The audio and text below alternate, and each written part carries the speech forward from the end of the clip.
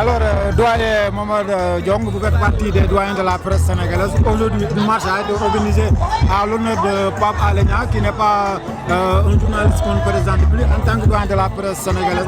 Que vous inspire cette grande marche organisée aujourd'hui? Écoutez, cette marche est un des points qui a été inscrit sur le plan d'action qui a été élaboré, mis en œuvre par le comité pour la libération de Pape Alé Niang. Depuis lors, ils ont commencé d'abord par rencontrer les avocats de Pape Alé, ensuite les organisations des droits humains. Il y a aussi un éditorial commun qui a été publié dans la presse. Il y a le conseil des médias qui a été organisé mercredi dernier pour préparer justement cette marche. Cette marche donc est un des points focaux de ce plan d'action et qui se veut un signal en direction de l'autorité politique et judiciaire pour montrer que les journalistes sont vent debout, déterminés à obtenir la libération immédiate et sans condition de Pape Alé Niang. Parce que la place de Pape Alé Niang n'est pas à la prison, c'est dans les rédactions. Et quand vous prenez un journaliste, que vous le mettez en prison, non seulement vous faites une entrave à l'exercice de sa fonction, mais vous mettez en péril aussi l'entreprise de presse d'où vous voulez le porter. Donc tout cela pose un problème. Et c'est pour cette raison que nous avons voulu envoyer ce signal fort en direction de l'autorité politique et judiciaire pour que Pape Alé soit libéré. Vous l'avez tantôt dit, vous avez dit que cette marche fait partie de vos points. À l'issue de cette marche et que l'État persiste dans son logique, quelle marche a suivi? Écoutez, ce n'est pas trahir un secret que de dire qu'il y a d'autres points qui sont inscrits dans le plan d'action. Il n'est pas exclu de faire une tournée auprès des représentations diplomatiques au Sénégal pour les sensibiliser sur la cause. Il n'est pas exclu même d'aller jusqu'à boycotter les activités gouvernementales. Mais ça, on espère ne pas en arriver là.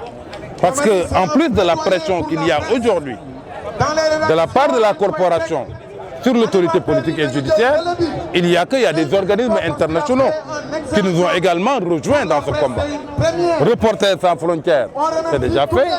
Mais la deuxième chose, et c'est parce que c'est extrêmement important, la commission de protection des journalistes, basée à New York, et qui est l'équivalent de Reporters sans frontières, a donné un ultimatum au gouvernement du Sénégal pour dire que si le 1er décembre prochain, Pape Alé n'est pas libéré, le Sénégal sera inscrit sur la liste rouge des pays où les journalistes sont malmenés ou en danger.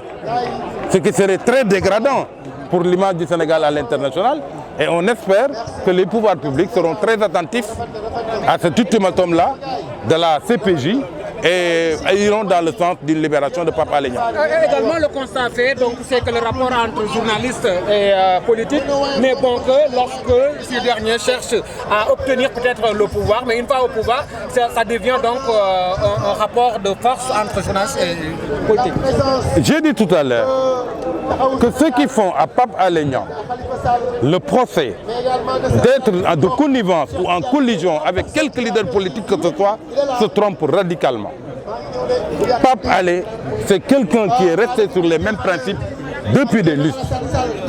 Pape Alé, quand quelqu'un comme Idrissa Seck avait des déboires avec la justice, pour une cause dont il estimait lui que c'était injuste, il a pris fait et cause pour Idrissa Seck. Et certains même ont dit qu'il était de Idrissa Seck. C'est exactement la même chose qu'il a eu à faire quand il y a eu Khalifa Sall ou Karim Wade qui ont eu maille à partir avec la justice. Il en a été de même avec Macky Sall aujourd'hui au pouvoir. Moi j'ai été témoin direct parce que j'ai participé au plateau auquel Pape Alé Niang a invité le 31 décembre 2011 Macky Sall se faisait rebuter tous les autres plateaux. Et Pape Alé Niang a trouvé que c'était injuste parce qu'il avait un projet de société à proposer aux Sénégalais et il lui a ouvert son plateau le 31 décembre.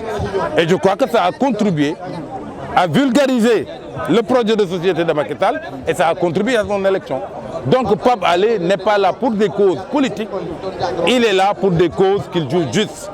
Et de la même manière qu'il l'a fait pour des acteurs politiques, il l'a fait également pour des acteurs économiques. Souvenez-vous de la cause que Pape Alé Niang a défendue à propos de Bara Tall, quand il a estimé que lui aussi il était injustement persécuté par un pouvoir. Il en a été de même il n'y a pas très longtemps avec Khadim Ba de Locafrique. C'est quelqu'un qui porte des causes comme ça. Et c'est très facile de faire un raccourci en disant qu'il est en collision avec les hommes politiques.